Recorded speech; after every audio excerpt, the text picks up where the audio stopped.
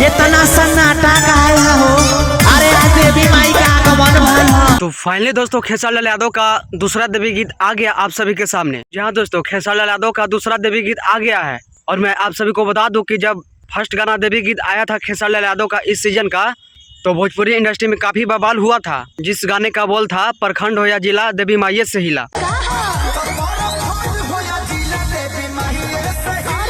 प्रखंड हो या जिला देवी माई से हिला, इस सॉन्ग को जब खेसारी लाल यादव ने गाए थे तो भोजपुरी इंडस्ट्री में काफ़ी ज़्यादा कंट्रोवर्सी हुई थी और पवन सिंह के फैंस ने काफ़ी ज़्यादा इस गाने को विवाद कर रहे थे। लेकिन जब दूसरा गाना खेसारी लाल यादव ने लाया तो भोजपुरी इंडस्ट्री में सबका माथा ही हिल गया। और जिस गाने का बोल है भले आइलू ए माई,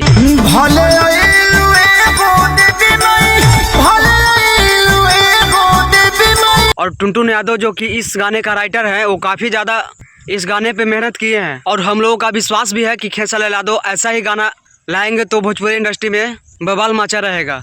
और ये उम्मीद कर रहे हैं कि ये गाना खेसारी लाल यादव का जो भक्ति गाना है, दूसरा सॉन्ग है इस सीजन का, वो काफ़ी ज़्यादा ट्रेंड होगा। पवन सिंह तो ऐसे ही हवा में उड़ जाएंगे। तो काफ़ी ज़्यादा इस सॉन्ग को आप लोग देखिए, सुनिए, बजाइए और खेसारी लाल यादव को इस गाने को एकदम लगातार ट्रेंड में रखिए।